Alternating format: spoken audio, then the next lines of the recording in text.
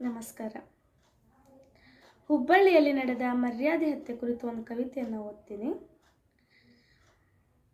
December 21ರಂದು ನಡೆದ ಮಾನ್ಯಳ ಮರ್ಯಾದೆ ಹತ್ಯೆಯನ್ನು ಖಂಡಿಸಿ ಮಾನ್ಯ ಮತ್ತು ವಿವೇಕಾನಂದ ಇಬ್ಬರು ಪ್ರೀತಿಸಿ ಬದುಕು ಕಟ್ಕೊಂಡಿದ್ರು.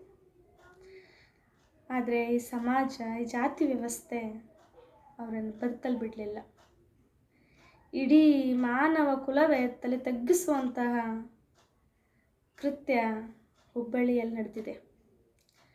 ಸ್ವಂತ ತಂದೆನೇ ಮಗಳನ್ನು ಕೊಲ್ಲುವ ಈ ಕ್ರೂರತನಕ್ಕೆ ಏನು ಹೇಳಬೇಕು ಗೊತ್ತಾಗ್ತಿಲ್ಲ. ಇದು ನನ್ನ ಮೊದಲ ಕವನ ಸಂಕಲನ ಸ್ವಾಭಿಮಾನದ ಗತ್ತಿನಾಗ ಅಂತ. ಇದರಲ್ಲಿ ಒಂದು ಕವಿತೆ ಇದೆ, ಪ್ರೀತಿಯ ಹೂವು ಅರಳಬೇಕು ಅಂಥೇಳಿ. ಇದು ಮರ್ಯಾದೆ ಹತ್ಯೆಗೆ ಸಂಬಂಧಿಸಿದ್ದು. ಕವಿತೆಯ ಶೀರ್ಷಿಕೆ ಪ್ರೀತಿಯ ಹೂವು ಅರಳಬೇಕು. ಕುಲ ಜಾತಿಗಳ ಬೀಜ ಬಿತ್ತಿದ ಸಮಾಜದ ಮಧ್ಯೆ ಪ್ರೀತಿ ಎಂಬ ಸಸಿ ನೆಟ್ಟು ನೆರಳಿಗೆ ಹಂಬಲಿಸಿದೆ. ಕುಲ ಜಾತಿಗಳ ಬೀಜ ಬಿತ್ತಿದ ಸಮಾಜದ ಮಧ್ಯೆ ಪ್ರೀತಿ ಎಂಬ ಸಸಿ ನೆಟ್ಟು ನೆರಳಿಗೆ ಹಂಬಲಿಸಿದೆ. ಆ ನೆರಳಿಗೂ ಕರುಣೆ ಇಲ್ಲದೆ ದೂರ ತಳ್ಳಿತು ಈ ಜಿಡ್ಡುಗಟ್ಟಿದ ಸಮಾಜಕ್ಕೆ ಹೆದರಿ. ಆ ನೆರಳಿಗೂ ಕರುಣೆ ಇಲ್ಲದೆ ದೂರ ತಳ್ಳಿತು ಈ ಜಿಡ್ಡುಗಟ್ಟಿದ ಸಮಾಜಕ್ಕೆ ಹೆದರಿ. ಗೊಡ್ಡು ಸಂಪ್ರದಾಯಗಳನ್ನು ಮೆಟ್ಟಿ ನಿಂತು ಪ್ರೀತಿಯ ಕರೆಯೋಲೆ ಕಳಿಸಿದೆ. ಗೊಡ್ಡು ಸಂಪ್ರದಾಯಗಳನ್ನು ಮೆಟ್ಟಿ ನಿಂತು ಪ್ರೀತಿಯ ಕರೆಯೋಲೆ ಕಳಿಸಿದೆ.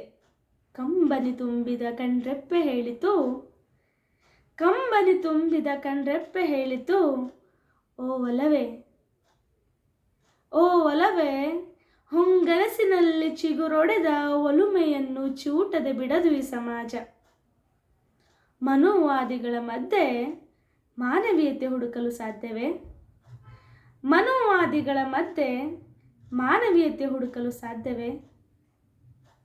ಒಲವಯಾನದ ಕನಸು ಹೊತ್ತು ಬದಲಾವಣೆ ಕ್ರಾಂತಿಗೆ ಮುನ್ನುಡಿ ಬರೆದ ನವ ಜೋಡಿಗೆ ಮರ್ಯಾದೆ ಬಣ್ಣ ಬಳಿದು ಹತ್ಯೆ ಮಾಡುವ ಸಮಾಜದ ಮಧ್ಯೆ ಪ್ರೀತಿಯ ಹೂವು ಅರಳುವುದಾದರೂ ಹೇಗೆ? ಒಲವಯಾನದ ಕನಸು ಹೊತ್ತು ಬದಲಾವಣೆ ಕ್ರಾಂತಿಗೆ ಮುನ್ನುಡಿ ಬರೆದ ನವ ಜೋಡಿಗೆ ಮರ್ಯಾದೆ ಬಣ್ಣ ಬಳಿದು ಹತ್ಯೆ ಮಾಡುವ ಸಮಾಜದ ಮಧ್ಯೆ ಪ್ರೀತಿಯ ಹೂವು ಅರಳುವುದಾದರೂ ಹೇಗೆ? ಅಸಹಿಷ್ಣುತೆಯ ಮಡಿಲಲ್ಲಿ ಮೊಹಬ್ಬತ್ತಿನ ಮಹಲು ಕಟ್ಟಿ, ಅಸಹಿಷ್ಣುತೆಯ ಮಡಿಲಲ್ಲಿ ಮೊಹಬ್ಬತ್ತಿನ ಮಹಲು ಕಟ್ಟಿ ಪ್ರೀತಿಯ ಗೋರಿ ಮೇಲೆ ನಿಂತ ಪ್ರೇಮಿಗಳೇ, ಪ್ರೀತಿಯ ಗೋರಿ ಮೇಲೆ ನಿಂತ ಪ್ರೇಮಿಗಳೇ, ಜಾತಿ ಧರ್ಮದ ಗೋಡೆಗಳ ಮಧ್ಯೆಯೂ ಪ್ರೀತಿಯ ಹೂವು ಅರಳಬೇಕು. ಜಾತಿ ಧರ್ಮದ ಗೋಡೆಗಳ ಮಧ್ಯೆಯೂ ಪ್ರೀತಿಯ ಹೂವು ಅರಳಬೇಕು. ಧನ್ಯವಾದಗಳು.